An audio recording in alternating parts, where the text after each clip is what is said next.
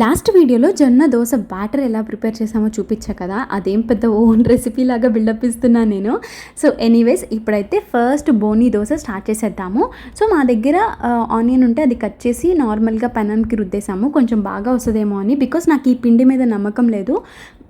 ఇదేంటంటే కొంచెం మైదా పిండి లేకపోతే గోధుమ పిండి దోశలు వేసుకుంటాం కదా, అలా అనిపించింది అనమాట. సిమ్లో పెట్టి చాలాసేపు కాల్చినా కూడా లోపల పిండి పిండిలానే ఉంది, ఉడకలేదు. సో ఆల్మోస్ట్ 15-20 మినిట్స్ కాల్చిన తర్వాత కొంచెం బెటర్గా వచ్చింది దోశ.